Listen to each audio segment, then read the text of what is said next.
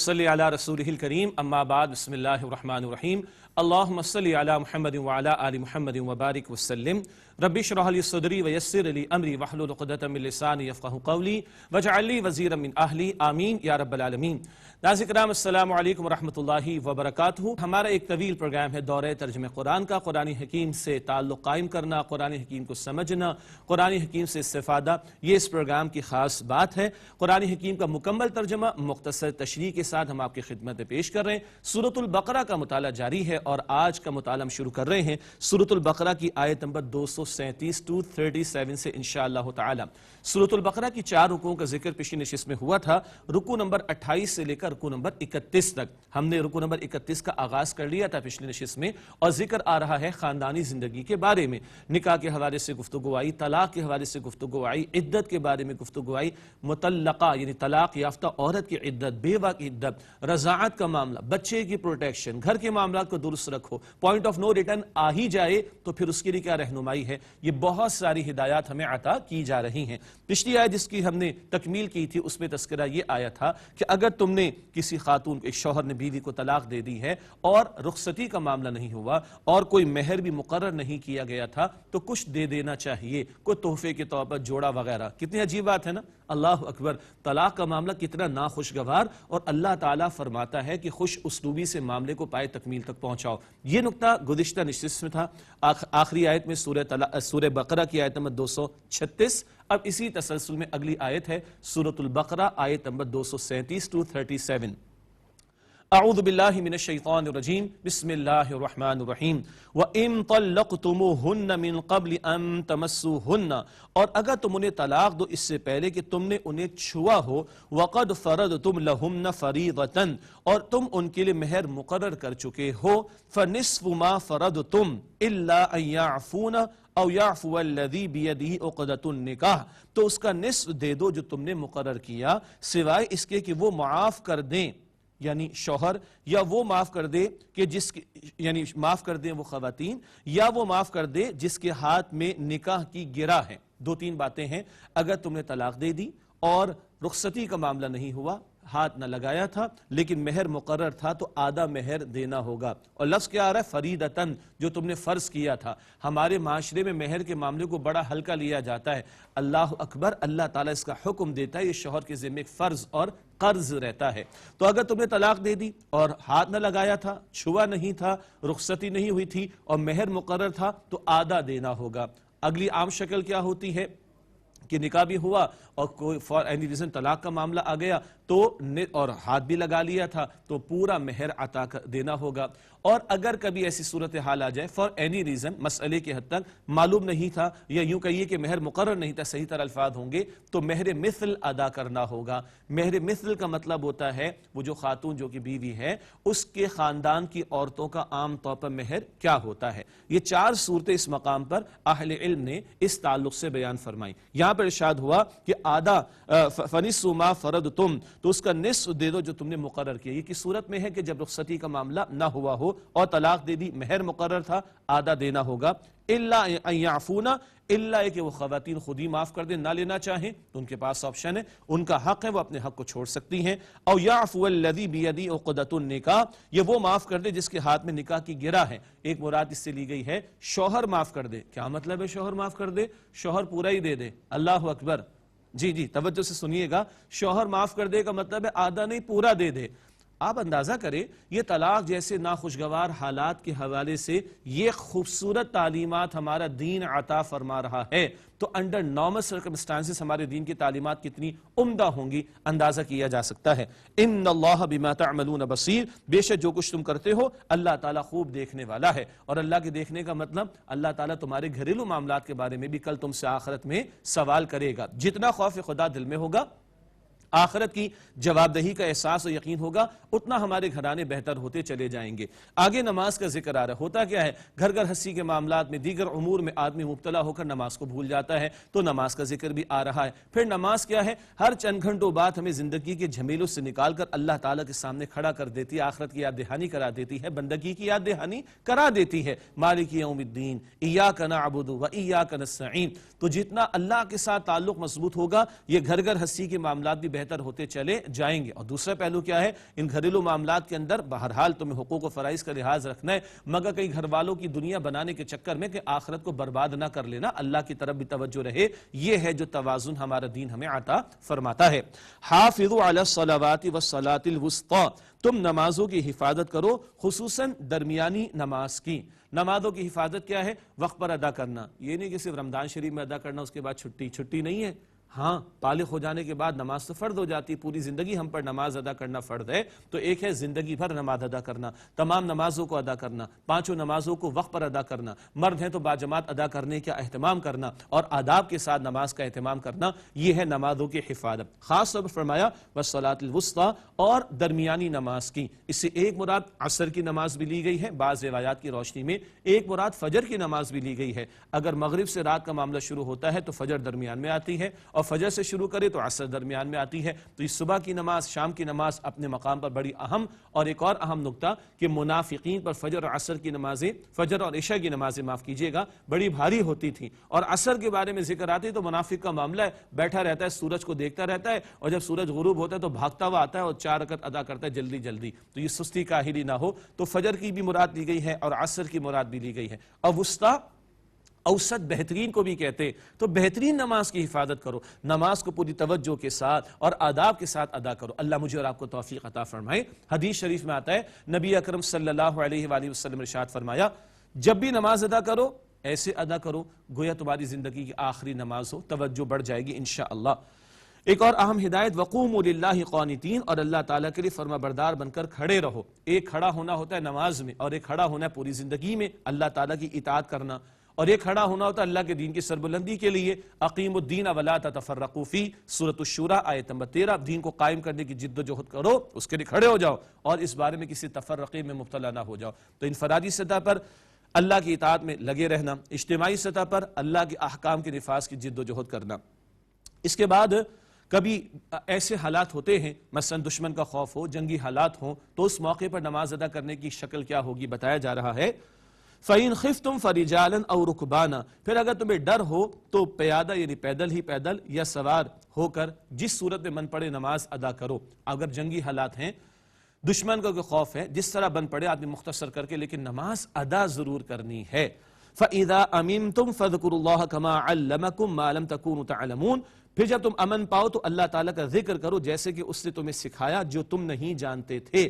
اللہ تعالیٰ کا ذکر تو عمومی اعتبار سے مطلوب ہے، اللہ تعالیٰ کے ذکر کی خاص معین تفصیل کیا ہے اور شکل کیا ہے، وہ ہے نماز کا ادا کرنا۔ اللہ نے تمہیں سکھایا، اللہ نے کیسے سکھایا؟ قرآن پاک میں تو نماز کا طریقہ نہیں ہے، قیام کا ذکر ہے، رکوع کا ذکر ہے، سجدے کا ذکر ہے۔ طریقہ کس نے بتایا؟ نبی مکرم صلی اللہ علیہ وآلہ وسلم نے۔ حدیث ہے، اللہ کے پیارے نبی علیہ السلام نے فرمایا، بخاری شریف کی روایت، صلو کما رأیتمونی اصلی، نماز ایسے ادا کرو جیسے مجھے نماز ادا کرتے ہوئے دیکھتے ہو۔ یہ سنت رسول صلی اللہ علیہ وسلم کی اہمیت کی طرف بھی اشارہ۔ اب وصیت کے بارے میں ایک اور اولین حکم آ رہا ہے، والذین یتوفون منکم ویذرون ازواجا، اور جو لوگ تم میں سے وفات پا جائیں اور بیویاں چھوڑ جائیں، وصیۃ لازواجہم متاعا الی الحول غیر اخراج، تو اپنی بیویوں کے لیے 1 سال تک کے نان نفقے کی وصیت کریں نکالے بغیر، یعنی یہ بیویاں ان کے گھروں میں رہیں گی، ان کو نکالا نہ جائے، 1 سال کا نان نفقہ اس کی وصیت کر جائیں۔ فَإِنْ خَرَجْنَ فَلَا جُنَاحَ عَلَيْكُمْ فِي مَا فَعَلْنَ فِي أَنفُسِهِنَّ مِن مَّعْرُوفٍ، پھر اگر وہ خود نکل جائیں تو تم پر کوئی گناہ نہیں جو وہ اپنے بارے میں بھلے طریقے پر فیصلہ کریں۔ واللہ عزیز حکیم، اور اللہ تعالیٰ غالب ہے، حکمت والا ہے۔ یہ اول حکم تھا جب تک وراثت کے احکامات نہیں آئے تھے، تو یہ حکم تھا۔ اب یہ حکم منسوخ ہے، ایبروگیٹڈ، اور سورۃ النساء آیت نمبر 11 اور 12 میں وراثت کے بارے میں حصے اور احکامات اللہ تعالیٰ نے بیان فرما دیے۔ اس کے بعد یہ آیت ایبروگیٹڈ ہے اور وہ ایبروگیٹنگ ہے، یہ منسوخ ہے اور وہ ناسخ ہے۔ بیوی کا حصہ کتنا ہوگا شوہر کے انتقال ہو جانے کے بعد اس کے ترکے میں، یہ وضاحت کر دی گئی سورۃ النساء میں۔ تو یہ اول دور کا ایک حکم تھا۔ وَلِلْمُطَلَّقَاتِ مَتَاعٌ بِالْمَعْرُوفِ، اور مطلقہ عورتوں کے لیے بھلے طریقے کے مطابق نان نفقے کا معاملہ لازم ہے۔ حقاً علی المتقین، یہ متقین پر لازم ہے۔ میں دوبارہ عرض کروں ایک بات کو، تیسری مرتبہ بیان ہو رہی ہے، گزشتہ نشست میں بھی آئی، آج بھی دوسری مرتبہ آ رہی ہے، یہ اللہ رب العالمین کا کلام ہے۔ کبھی زمین و آسمان پر غور و فکر کی وہ دعوت دیتا ہے، کبھی سیاست اور معیشت و معاشرت کی باتیں سکھاتا ہے، اور کبھی اتنی تفصیل سے اللہ رب العالمین ہمارے گھرانوں کے لیے رہنمائی عطا فرماتا ہے۔ کڑوے گھونٹ پینے پڑ جاتے، ناخوشگوار صورتحال آ جاتی ہے، اللہ تعالیٰ فرماتا ہے اس کو بھی عمدہ انداز سے پائے تکمیل کو پہنچاؤ۔ طلاق یافتہ عورتوں کے بارے میں بھی نان نفقے کی ہدایت کی گئی۔ عدت کے دوران خاتون نے جو بھی وقت گزارنا ہے، اس عدت کے دوران کے اخراجات بھی کس پر ہیں؟ جب طلاق دی گئی شوہر پر ہیں، اور فرمایا کہ متقین پر لازم ہے۔ تو کون ان احکامات کا لحاظ رکھے گا؟ جسے اللہ تعالیٰ کا خوف ہو، اور جن کو اللہ کا خوف نہ ہو، آخرت کا خوف نہ ہو، وہ نکاح کا تکلف نہیں کرتے، باقی احکامات کو کیا مانیں گے؟ جی یہ تو وہ مانے گا ان احکامات کو جس میں اللہ تعالیٰ کا خوف ہے۔ اسی لیے ہم کہا کرتے اپنے گھروں کو بچانا ہے، اللہ تعالیٰ کی طرف آئیں، نبی پاک علیہ الصلوۃ والسلام کی طرف آئیں، اپنے حق کی بات نہ کریں، کہیں جی ہمیں اللہ کا دین دے دو، اللہ تعالیٰ کی شریعت دے دو جس میں ہمارے لیے خیر ہی خیر ہے۔ كذلك يبين الله لكم آياته لعلكم تعقلون، اسی طرح اللہ تعالیٰ تمہارے لیے اپنے احکام واضح فرماتا ہے تاکہ تم سمجھو۔ اللہ تعالیٰ ان احکامات پر ہمیں عمل کی توفیق عطا فرمائے۔ یہ البقرہ کا رکوع نمبر 31 مکمل ہوا۔ رکوع نمبر 28، 29، 30، 31 4 رکوع خاندانی زندگی کے بارے میں بڑی اہم ہدایات ہمارے سامنے آئیں۔ اب اگلے 2 رکوعوں میں ذکر آ رہا ہے قتال فی سبیل اللہ کے حوالے سے، بنی اسرائیل کی تاریخ کا تذکرہ آ رہا ہے، اور اس موقع پر ایک واقعہ اور پھر دوسرا واقعہ ہمارے سامنے رکھا جا رہا ہے، اور ان واقعات میں رہنمائی ہے حق و باطل کے معرکے کے حوالے سے۔ البقرہ کا نزول ہجرت مدینہ شریف کے بعد ہوا ہے، اور اس کے بعد سن 2 ہجری میں بدر کا میدان سجنا ہے۔ اس سے قبل اہل ایمان کو تیار کرایا جا رہا ہے اللہ کے دین کی سربلندی کی جد و جہد کے لیے۔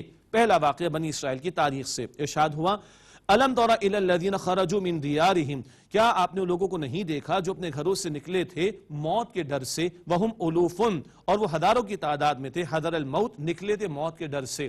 یہ ایک معین بات تو نہیں ہے، ایک سے زیادہ واقعات اہل علم نے بیان فرمائے۔ ایک رائے یہ ہے کہ یہ امت کے افراد تھے جن کو قتال کا حکم دیا گیا، تو انہوں نے جی چرانے کی کوشش کی، تو اللہ تعالیٰ نے ان پر موت کو طاری کر دیا۔ یہ ایک رائے میں نے آپ کے سامنے بیان کی۔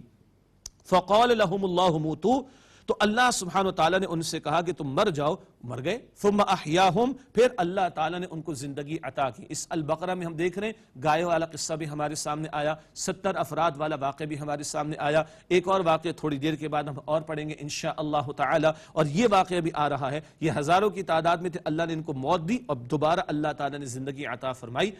اللہ تعالیٰ دکھا رہا ہے اس طرح اللہ مردوں کو زندگی دے گا اور قیامت میں سب کو دوبارہ کھڑا کرے گا۔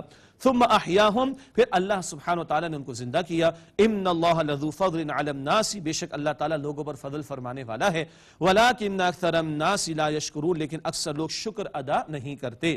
وقاتلوا فی سبیل اللہ واعلموا ان اللہ سمیع علیم، اور تم اللہ تعالیٰ کی راہ میں جنگ کرو، قتال کرو، اور جان لو اللہ سبحانہ وتعالی خوب سننے والا، علم رکھنے والا ہے۔ دوبارہ تازہ کر لیجئے بات کو، مکے کے 13 برس گزر چکے، صبر صبر صبر کا ہی حکم مکی صورتوں میں پڑھیں گے انشاءاللہ۔ مدنی دور کا معاملہ آیا، قتال کی اجازت، قتال کا حکم بھی عطا ہو گیا، اور اب مسلمانوں کو آمادہ کیا جا رہا ہے باطل کے مقابلے میں کھڑا ہونے کے لیے۔ قتال کا حکم بھی آ رہا ہے اور انفاق کا حکم بھی آ رہا ہے۔ من ذا الذی یقرض اللہ قرضا حسنا، کون ہے جو اللہ تعالیٰ کو قرض دے قرض حسن، فیضاعفہ لہ اضعافا کثیرا، پھر اللہ تعالیٰ اسے کئی گنا زیادہ بڑھا دے گا۔ قرض حسن کیا ہے؟ اکثر و بیشتر وہ مال جو اللہ تعالیٰ کے دین کی نشر و اشاعت، اللہ تعالیٰ کے دین کی دعوت، اللہ تعالیٰ کے کلمے کی سربلندی، اللہ کے دین کو قائم کرنے کے لیے پیش کیا جائے، خرچ کیا جائے۔ قرض، سبحان اللہ، وہ رقم جس کی ادائیگی لازم ہوتی ہے۔ اللہ کی راہ میں جو خرچ کیا جائے، اللہ تعالیٰ کی شان کریمی، اللہ تعالیٰ فرماتے ہیں ضرور میں تمہیں لوٹاؤں گا۔ سبحان اللہ۔ حسن کیا ہے؟ حلال میں سے ہو اور حسن نیت کے ساتھ ہو، اخلاص کے ساتھ ہو، تو اللہ بڑھا چڑھا کر عطا فرماتا ہے۔ کتنا؟ 700 گنا اور اس سے بھی زیادہ۔ یہ بات آگے چل کر البقرہ آیت نمبر 261 میں انشاءاللہ ہمارے سامنے آئے گی۔ فَيُضَاعِفَهُ لَهُ أَضْعَافًا كَثِيرًا، پھر اللہ تعالیٰ اسے کئی گنا زیادہ بڑھا دے۔ وَاللَّهُ يَقْبِضُ وَيَبْسُطُ، اور اللہ تعالیٰ تنگی بھی کرتا ہے اور کشادگی بھی عطا فرماتا ہے، جس کو چاہے تھوڑا دے، جس کو چاہے زیادہ دے۔ یہ سب کچھ امتحان کے لیے ہے، وہی بہتر سمجھتے ہیں کس کو زیادہ دینا ہے کس کو کم دینا ہے، مگر یہ دیا جانا کم ہو یا زیادہ ست بہرحال امتحان کے لیے ہے۔ وَإِلَيْهِ تُرْجَعُونَ، اور اسی اللہ تعالیٰ کی طرف تم لوٹائے جاؤ گے۔ یہ زندگی امتحان کے لیے ہے اور لوٹ کر بالآخر اللہ کے سامنے جانا ہے۔ اب دوسرا واقعہ آ رہا ہے جس میں جناب طالوت کا ذکر بھی آئے گا اور پھر حضرت داؤد علیہ السلام کا تذکرہ بھی ہمارے سامنے آئے گا اور اہل ایمان کے لیے ایک بڑی رہنمائی کا سامان بھی کیا جا رہا ہے۔ الم تر الی الملأ من بنی اسرائیل من بعد موسیٰ، کیا آپ نے نہیں دیکھا بنی اسرائیل کی جماعت کی طرف کہ موسیٰ علیہ السلام کے بعد جو ہوئے، اذ قالوا لنبی لہ ابعث لنا ملکا نقاتل فی سبیل اللہ، جبکہ انہوں نے اپنے نبی سے کہا ہمارے لیے ایک بادشاہ مقرر کر دیجئے تاکہ ہم اللہ تعالیٰ کی راہ میں جنگ کریں۔ مفسرین نے بیان فرمایا یہ سموئیل نبی علیہ السلام کا دور ہے، بنی اسرائیل برسوں کا معاملہ رہا اور ان کے اوپر کچھ سختیاں بھی اللہ تعالیٰ کی طرف سے آئیں، اب غلامانہ ذہنیت وہ بھی چلتی رہی اور پھر ایک نسل گزر گئی، اب جو جوان نسل نئی آئی ہے اس کو آزادی درکار ہے، اس کے اندر کچھ جوش اور جذبات موجود ہیں، ان کو کچھ خیال آ رہا ہے کہ ہم کہیں جنگ کر کے کوئی مقام حاصل کریں، کوئی میدان مار لیں اور ہمارا بھی اپنا کوئی خطہ ہونا چاہیے، تو اپنے نبی سے کہنے لگے ہمارے لیے کوئی بادشاہ مقرر کر دیجئے کہ ہم اللہ تعالیٰ کی راہ میں جنگ کریں۔ قال هل عصيتم ان كتب عليكم القتال الا تقاتلوا، نبی علیہ السلام نے فرمایا کہ یہ بھی تو ممکن ہے کہ اگر تم پر جنگ کرنا فرض کر دی جائے تو تم قتال نہ کرو۔ قالوا یعنی قتال کرنا فرض کر دیا جائے تو تم قتال نہ کرو، قتال کا ترجمہ ہم جنگ کر رہے ہیں، مگر کون سا قتال جو فی سبیل اللہ ہو۔ قالوا وما لنا الا نقاتل فی سبیل اللہ، وہ کہنے لگے اور ہمیں ایسا کیا ہو گیا کہ ہم اللہ تعالیٰ کی راہ میں قتال نہ کریں، وقد اخرجنا من دیارنا وابنائنا، اور یقیناً ہم تو اپنے گھروں سے اور اپنے آل اولاد سے نکال دیے گئے، ہم تو مظلوم ہیں، ہم پر تو ظلم ہو گیا، ہم تو نکال باہر کیے گئے، ہمیں ایسا کیا ہو کہ ہم قتال نہ کریں۔ فلما كتب عليهم القتال تولوا الا قليلا منهم، پھر جب ان پر قتال کرنا فرض کر دیا گیا تو ان میں سے چند ایک کے سوا سب پھر گئے۔ واللہ علیم بالظالمین، اور اللہ تعالیٰ ظالموں سے خوب واقف ہے۔ یہ واقعہ بیان تو ہو رہا ہے اور مسلمانوں کو نبی اکرم صلی اللہ علیہ وسلم کے پیارے صحابہ کرام رضی اللہ عنہ مجمعین کو تیار کرایا جا رہا ہے اہل باطل کا مقابلہ کرنے کے لیے، اب تم نے کھڑا ہونا ہے، ان میں سے کچھ تو انکار کر گئے تھے، تم انکار نہ کرنا، یہ تسلسل سے واقعہ آگے مزید آ رہا ہے۔ وقال لهم نبيهم، اور ان کے نبی علیہ السلام نے ان سے فرمایا ان اللہ قد باعث لكم طالوت ملکا، بے شک اللہ سبحانہ وتعالی نے تمہارے لیے طالوت کو بادشاہ مقرر فرمایا ہے۔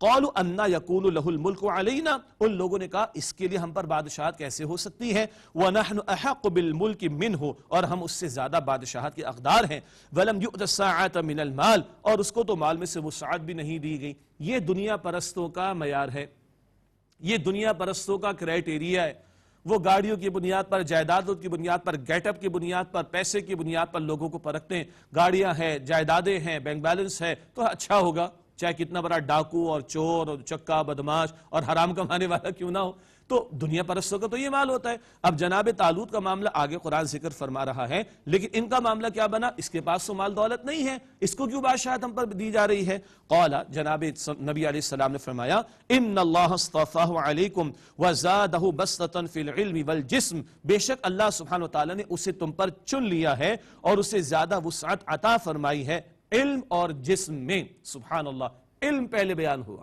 اور جسم بھی، ظاہر کی قوت بھی ہے اس کے پاس، اور اللہ تعالیٰ نے اس کو علم بھی عطا فرمایا، اور یہ اللہ تعالیٰ کا فیصلہ، جو چاہے وہ فیصلہ فرمائے، اور صلاحیت عطا فرمائی۔ علم کی اہمیت، علم کی اہمیت، علم کی اہمیت۔ سیدنا علی رضی اللہ تعالیٰ عنہ سے پوچھا گیا علم زیادہ افضل ہے یا دولت، فرمایا علم زیادہ افضل ہے۔ دولت تو فرعون قارون کو بھی ملی، علم پیغمبروں کو ملتا رہا۔ دولت والے کے دشمن بہت ہوتے ہیں، علم والے کے دوست بہت ہوتے ہیں۔ دولت کی حفاظت بندے کو کرنی پڑتی ہے، علم بندے کی حفاظت کرتا ہے۔ اللہ اکبر۔ دولت تکبر سکھاتی ہے، علم حلم اور عاجزی سکھاتا ہے۔ دولت کی حد ہوتی ہے، علم کی حد نہیں ہوتی۔ جناب طالوت کے بارے میں نبی علیہ السلام نے فرمایا کہ اللہ سبحانہ وتعالی نے اسے علم اور جسم دونوں عطا فرمائے۔ واللہ یؤتی ملکہ من یشاء، اور اللہ تعالیٰ جسے چاہتا ہے اپنا ملک اس میں سے عطا فرماتا ہے، اپنے اختیار میں سے عطا فرماتا ہے۔ واللہ واسع علیم، اور اللہ تعالیٰ بہت وسعت والا، خوب علم رکھنے والا ہے۔ وقال لهم نبیہم ان آیۃ ملکہ ان یأتیکم التابوت، اور انہیں ان کے نبی علیہ السلام نے کہا کہ بے شک ان کی حکومت کی نشانی یہ ہے کہ تمہارے پاس ایک تابوت آئے گا، فیہ سکینۃ من ربکم، اس میں تمہارے رب کی طرف سے سامان تسکین ہوگا، وبقیۃ مما ترک آل موسیٰ و آل ہارون، اور چھوڑی ہوئی چیزیں ہوں گی جو آل موسیٰ اور آل ہارون نے چھوڑی تھیں، تحملہ الملائکہ، اسے فرشتے اٹھا لائیں گے۔ یہ ایک نشانی بیان کر دی گئی۔ نبی علیہ السلام نے فرما دیا کہ طالوت کو جو اللہ تعالیٰ کی طرف سے بادشاہ مقرر کیا کہ اس کی ایک علامت ہے، ان کا ایک مقدس صندوق تھا جس میں موسیٰ علیہ السلام اور ہارون علیہ السلام اور آگے ان کی نسلوں کی چھوڑی ہوئی کچھ چیزیں تھیں تبرک والی، اور وہ کہیں صندوق لے گئے تھے مشرکین اٹھا کر، مشرک قوم تھی، لیکن اس قوم کے اندر وہ صندوق موجود تھا، اب وہ واپس آ جائے گا اور ان کی علامت ہوگی جناب طالوتی کی، اللہ تعالیٰ کی طرف سے مقرر کیے گئے۔ وہاں اس قوم کے اندر وبائیں پھوٹ پڑی، مصائب آئے، مشکلات آئیں، ان کو خیال آیا کہ شاید اس صندوق کی وجہ سے انہوں نے ایک بیل گاڑی پر اس کو رکھ کر ہانک دیا، اور اللہ کے کلام کے مطابق تحملہ الملائکہ، فرشتے اسے اٹھا لائے، فرشتے ہانک کر اس کو ادھر لے کر آ گئے، اور یہ تابوت ان کے پاس آ گیا جس میں تبرک والی، برکت والی چیزیں تھیں۔ ان فی ذلک لآیۃ لکم ان کنتم مؤمنین، بے شک اس میں تمہارے لیے یقیناً نشانی ہے اگر تم ایمان والے ہو۔ فلما فصل طالوت بالجنود، پھر جب طالوت لشکر کے ساتھ باہر نکلے، قال، تو انہوں نے کہا، ان اللہ مبتلیکم بنہر، بے شک اللہ سبحانہ وتعالی ایک نہر کے ذریعے تمہاری آزمائش فرمانے والا ہے۔ اب مارکا سجنے والا ہے، ایک مشرک قوم ہے اور اس کا بادشاہ ہوگا جالوت، اس سے مقابلہ ہونے کو آیا ہے، تو اپنی قوم کا مورال چیک کر رہے ہیں اور ان کو ٹیسٹ کر رہے ہیں۔ جناب طالوت اپنا لشکر لے کر نکل رہے ہیں، اپنی قوم سے کہا ہے کہ بے شک اللہ تعالیٰ ایک نہر سے تمہاری آزمائش فرمانے والا ہے۔ فَمَن شَرِبَ مِنْهُ فَلَيْسَ مِنِّي، پس جس نے اس سے پانی پی لیا وہ مجھ سے نہیں ہے۔ وَمَن لَمْ يَطْعَمْهُ فَإِنَّهُ مِنِّي، اور جس نے اس سے نہ چکھا تو بے شک وہ مجھ سے ہے، میرا ہے۔ الا من اغترف غرفة بیدی، سوائے اس کے جو اپنے ہاتھ سے چلو بھر لے۔ مراد کیا ہے کہ پانی آ رہا ہے راستے میں، پیاس تو لگے گی، جو خوب سیر ہو کر پی جائے گا وہ تو مجھ سے نہیں ہے، اور جو نہ پیے، یہ چلے چلو بھر پی لے، وہ مجھ سے ہوگا۔ یہ ایک امتحان ہو رہا ہے لشکر کا۔ فَشَرِبُوا مِنْهُ إِلَّا قَلِيلًا مِّنْهُمْ، پھر چند ایک کے سوا ان سب نے پانی پی لیا، اس سے مراد خوب سیر ہو کر۔ فَلَمَّا جَاوَزَهُ هُوَ وَالَّذِينَ آمَنُوا مَعَهُ، پس جب وہ جناب طالوت اور جو ان کے ساتھ ایمان لائے تھے اس نہر کے پار ہوئے، قالوا، تو لوگ کہنے لگے، لا طاقت لنا اليوم بجالوت وجنودی، آج ہمیں طاقت نہیں ہے جالوت اور اس کے لشکر کے مقابلے کی۔ ہوا کیا؟ پانی تو زندگی کے تسلسل کا ذریعہ ہے بہت بڑا، لیکن یہاں معاملہ کیا پیش آ رہا ہے؟ یہ پانی جب اپنے امیر کی نافرمانی میں پیا جا رہا ہے تو پھر اب ہمت ختم ہو گئی، اب اپنے امیر کی نافرمانی میں پانی پی رہے تو ہمت ختم ہو گئی۔ یہ ہے بڑا اہم نقطہ، امیر کی بات کو ماننا، ڈسپلن کو فالو کرنا، سماعت کا خوگر ہونا، اس کا پابند ہونا بہت اہم ہے، ورنہ پانی تو آدمی کو تقویت دیتا ہے، انرجی پرووائڈ کرتا ہے، اور جو ہے اس کو آدمی کی کھوئی ہوئی توانائی بحال ہو جاتی ہے۔ مگر یہاں امیر کی نافرمانی میں پیا تو پھر کیا معاملہ ہوا؟ کہنے لگے ہمارے اندر تو طاقت ہی نہیں اپنے لشکر جو مخالفت میں آ رہا اس کے مقابلہ کرنے کی۔ یہ ہے جو ہر لشکر کا امیر اور سپہ سالار اپنی اسٹرینتھ کو اچھی طرح چیک کرتے ہیں کہ ڈسپلن ہے کہ نہیں ہے۔ لیکن ایمان والوں کی شان کیا تھی؟ قال الذين يظنون انهم ملاقو اللہ، مگر وہ لوگ جو یقین رکھتے تھے کہ وہ اللہ تعالیٰ سے ملاقات کرنے والے ہیں، انہوں نے کہا کم من فیۃ قلیلۃ غلبت فیۃ کثیرۃ باذن اللہ، کہ بارہا ایسا ہوا ایک چھوٹی جماعت اللہ تعالیٰ کے حکم سے بڑی جماعت پر غالب آ گئی۔ یہ ایمان والوں کا قول ہے، اللہ پر توکل ہو تو چھوٹی جماعت بڑی جماعت پر غالب آ جاتی ایمان والوں کی۔ واللہ مع الصابرین، اور اللہ تعالیٰ صبر کرنے والوں کے ساتھ ہے۔ ولما برزوا لجالوت وجنودہ قالوا، اور جب جالوت اور اس کے لشکر کے آمنے سامنے ہوئے تو دعا کرنے لگے، ربنا افرغ علینا صبرا وثبت اقدامنا وانصرنا علی القوم الکافرین، اے ہمارے رب ہمارے دلوں میں صبر ڈال دے اور ہمارے قدموں کو مضبوطی سے جما دے اور ہماری مدد فرما کافروں کی قوم کے مقابلے میں۔ ایمان والوں کا توکل بھی اللہ پر، اور اللہ سے دعائیں ہو رہی ہیں میدان جنگ میں، یہ ہے مؤمنانہ طرز عمل۔ فہزموہم باذن اللہ، پھر انہوں نے اللہ تعالیٰ کے حکم سے انہیں شکست دی۔ جناب طالوت کے لشکر کے اہل ایمان نے اللہ رب العالمین کے حکم سے جالوت کا لشکر جو مشرکوں کا تھا اس کو شکست دی۔ وقتل داؤد جالوت، اور داؤد علیہ السلام نے جالوت کو قتل کیا۔ داؤد علیہ السلام نوعمر تھے اور اپنے والد کی خدمت میں لگے ہوئے تھے، ان کے 3 بھائی جنگ میں جا چکے تھے، مگر معاملہ عجیب چل رہا تھا۔ بہرحال یہ پہنچے ہیں اور انہوں نے دیکھا جالوت کو کہ وہ آہن یعنی لوہے کے اندر پورا غرق ہے۔ انہوں نے پتھر گھمایا، ایک رسی کے اندر پتھر گھمایا اپنے گوپیے سے، اور اس کی آنکھ میں جا کے لگا، اس کو پھاڑ ڈالا، اور اسی کی تلوار سے جناب داؤد علیہ السلام نے جالوت کو قتل کر ڈالا۔ پیغمبروں نے تلوار بھی اٹھائی ہے ظلم کے خاتمے کے لیے اور حق کی سربلندی کے لیے، یہ داؤد علیہ السلام کا ذکر اس مقام پر۔ وَآتَاهُ اللَّهُ الْمُلْكَ وَالْحِكْمَةَ وَعَلَّمَهُ مِمَّا يَشَاءُ، اور اللہ تعالیٰ نے انہیں ملک یعنی بادشاہت عطا فرمائی اور حکمت عطا فرمائی، اور جو چاہے اللہ تعالیٰ نے انہیں سکھایا۔ وَلَوْلَا دَفْعُ اللَّهِ النَّاسَ بَعْضَهُم بِبَعْضٍ، اور اگر اللہ تعالیٰ بعض لوگوں کے ذریعے نہ ہٹاتا رہتا لفسدت الارض، تو زمین ضرور فساد کا شکار ہو جاتی. ولکن اللہ ذو فضل علی العالمین، لیکن اللہ رب العالمین جہان والوں پر فضل فرمانے والا ہے. قتال کا ایک بڑا مقصد کیا ہے؟ ظلم کا خاتمہ اور عدل کا نفاذ. یہ مقصد بھی یہاں پر بیان کر دیا گیا. تلک آیات اللہ نتلوها علیک بالحق، یہ اللہ تعالیٰ کے احکام ہیں اے نبی صلی اللہ علیہ وسلم، آپ کو ٹھیک ٹھیک سناتے، یعنی مقصد کے ساتھ. وَإِنَّكَ لَمِنَ الْمُرْسَلِينَ، اور بے شک آپ صلی اللہ علیہ وسلم ضرور رسولوں میں سے ہیں. اسی کے ساتھ آج کے مطالعے کی تکمیل ہوتی ہے، اور آئیے دعا پر اس مجلس کا اور محفل کا اختتام کرتے ہیں. بسم اللہ الرحمن الرحیم. اللہم صلی علی محمد وعلی آل محمد وبارک وسلم. ربنا تقبل منا انک انت السمیع العلیم وتب علینا انک انت التواب الرحیم. ربنا لا تزغ قلوبنا بعد اذ ہدیتنا وہب لنا من لدنک رحمہ انک انت الوہاب. اے پروردگار عالم، ہمارا اس وقت کا بیٹھنا، اس قرآن کا پڑھنا پڑھانا اپنی بارگاہ میں قبول فرما. مالک ہم سب کی، ہمارے ماں باپ کی، ہمارے گھر والوں کی اور تمام مسلمانوں کی مغفرت فرما. ہمارے صغیرہ کبیرہ گناہوں کو بخش دے. اے اللہ ہماری مرحومین کی مغفرت فرما. اے اللہ تمام بیماروں کو ایمان کے ساتھ مکمل صحتیابی عطا فرما. اے اللہ ہمیں تقوی عطا فرما، اپنے پیارے مقرب بندوں میں شامل فرما. ہمیں رزق حلال طیب عطا فرما، ہمیں آخرت کا طلبگار بنا. اے اللہ امت مسلمہ پر رحمت نازل فرما. اے اللہ ہم سب کو اسلام پر زندہ رکھ. اے اللہ ہمیں ایمان پر خاتمہ نصیب فرما. اے اللہ جہنم کی آگ سے محفوظ فرما دے. اے اللہ ہم سب کو جنت الفردوس عطا فرما دے. اے اللہ روز قیامت نبی پاک صلی اللہ علیہ وسلم کی شفاعت نصیب فرما. اے اللہ ان کا دیدار نصیب فرما. اے اللہ جنت الفردوس میں ان کا ساتھ و پڑوس نصیب فرما. اے اللہ اپنا دیدار اور اپنی رضا ہم سب کو عطا فرما. اے اللہ ہم سب سے راضی ہو جا. اے اللہ راضی ہو جا. اے اللہ راضی ہو جا.